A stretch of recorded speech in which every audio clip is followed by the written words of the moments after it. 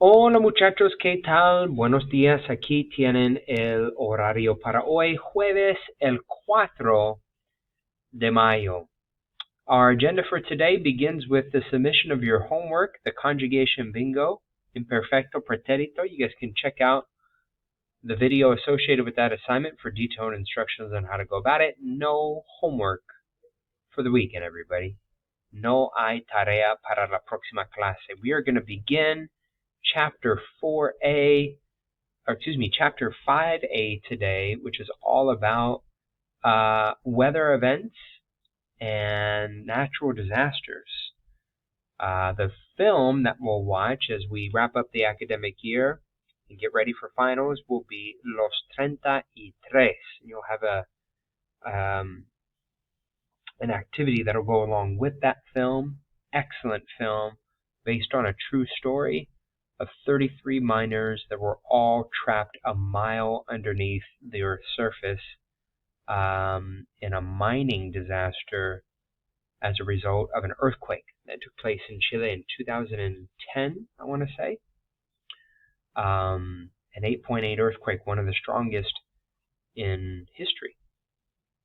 So 5A, we're going to go over that vocabulary. Before we do, exercise 3 is what we're going to do together for our warm-up, just reviewing the uses of tener. Tener meaning the verb to have, but it can be used in a lot of different situations to mean the verb to be. And those expressions include tener años, to be a certain age, right? ¿Cuántos años tienes? Yo tengo 15 años, for example. So tener años, to be a certain age. Tener calor is to be hot. Tener frío, just to do that right now, those go well together. Tener frío is to be cold. Tener cuidado is to be careful. Tener hambre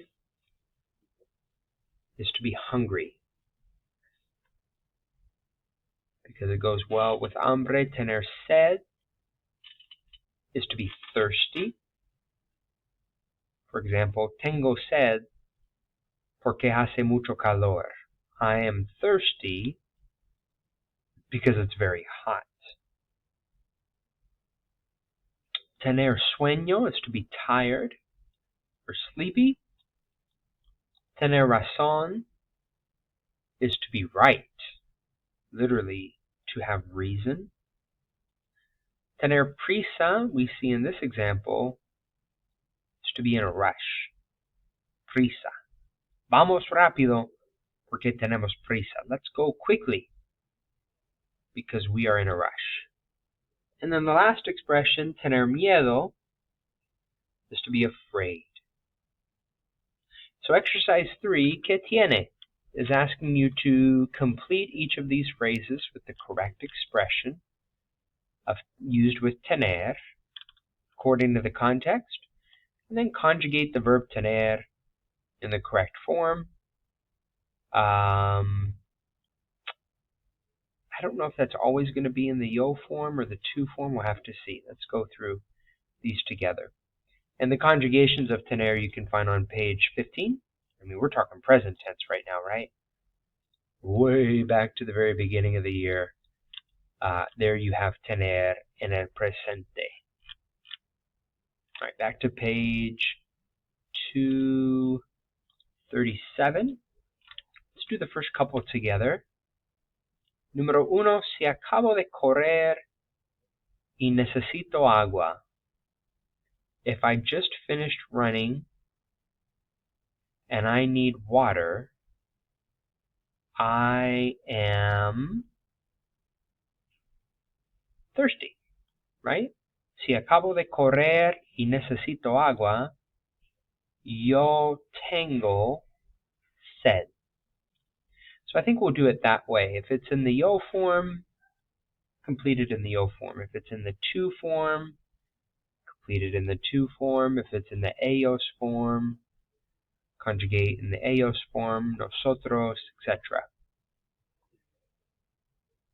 All right, number 2, si estás buscando tu suéter, if you're looking for your sweater, well, you must be cold. So, tú tienes frío. Number 3, si vas a acostarte, you may recognize this verb, a reflexive verb.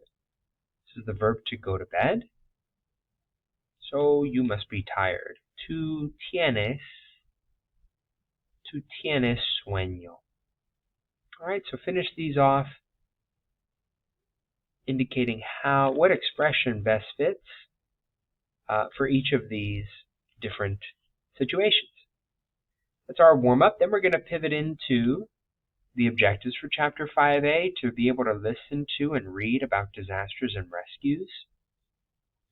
To talk and write about how things were during your day and about disaster movies, which again we'll watch together, and then exchange information about newsworthy events, really focusing on those interrogatives that we saw at the very beginning of the academic year that we've constantly been making reference to when we're talking about reading comprehension. And that is the who, what, when, where, why, and how. En español, dónde, cuándo,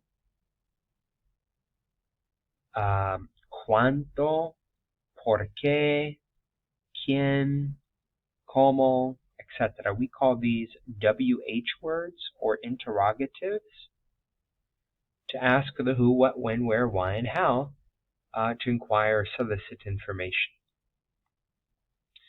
So that'll be our focus. We are going to take a look at these vocabulary terms in context on pages 240 and 241.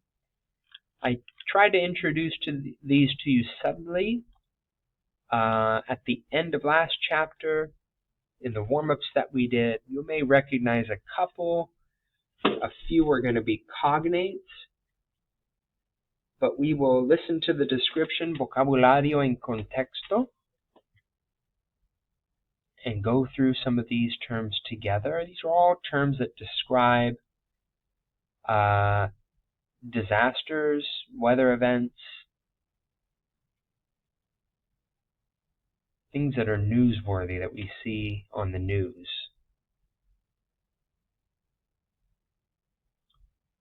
And as always, at the very end of the chapter, you have a glossary that you can use to help you navigate this new vocabulary. It's on page 262 of the textbook. Back to page 240, seeing how this vocabulary is used in context. What will be very demonstrative is this reading. We'll listen to the reading together. See how this vocabulary is used in context. Then we'll take a look at the comprehension questions. So for those of you that are doing this while we're out, you can play the video here, the audio that goes along with the key terms. You can do flashcards.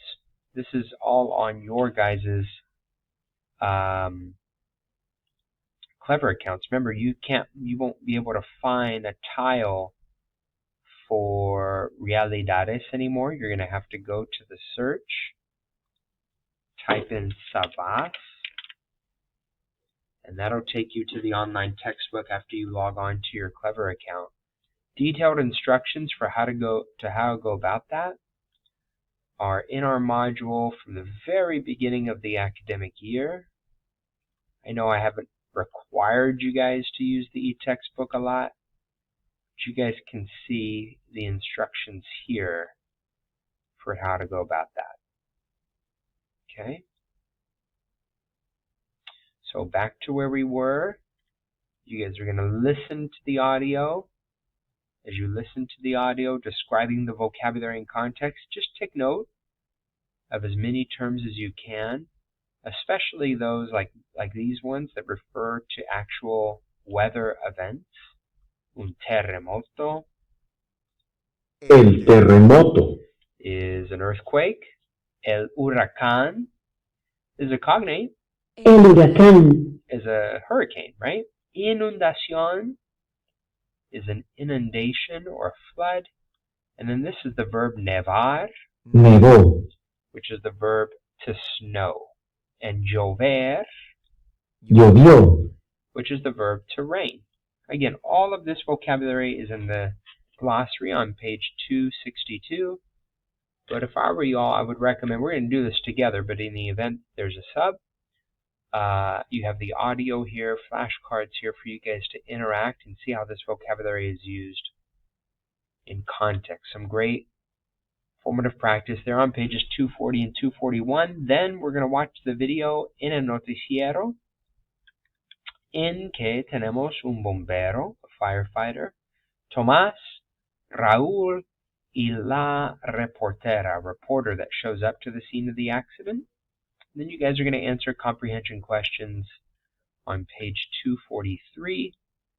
And this is, I believe, is where we're going to leave off. If I'm not mistaken, the last thing that's on the agenda for today. And it is wrapping up those comprehension questions for exercise 3, page 243. Let's go ahead and look at them together. Número 1. ¿Qué ven Tomás y Raúl en la televisión? What do Tomás and Raúl see on the TV? And what happened? ¿Qué pasó? So at this point, you guys should be writing your answers in full complete sentences, beginning with the subject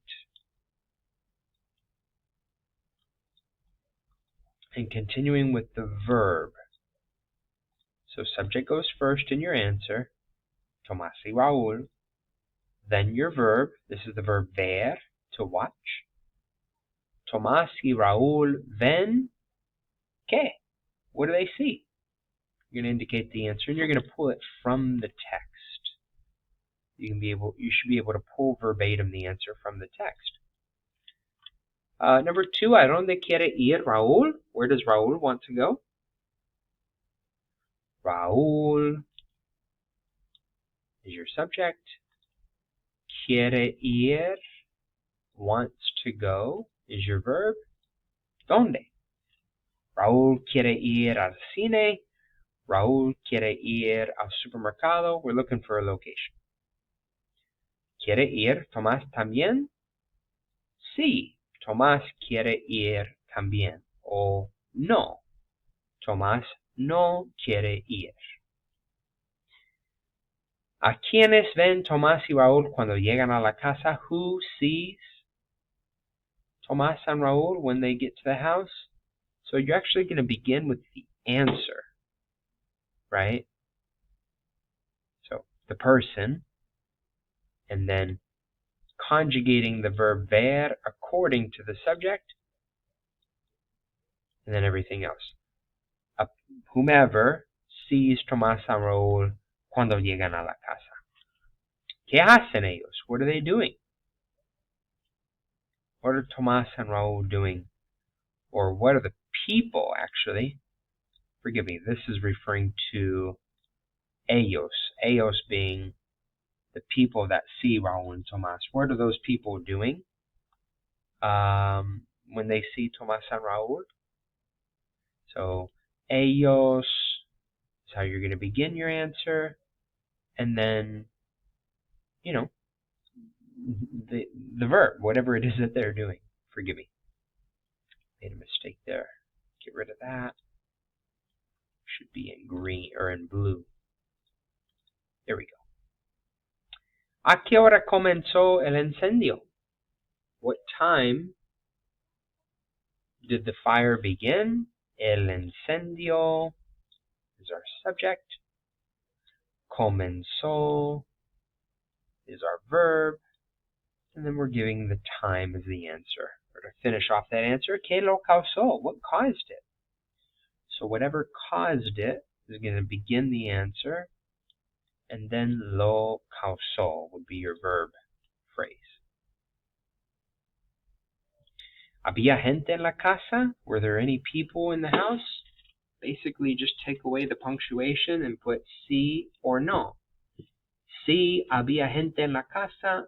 No había gente en la casa.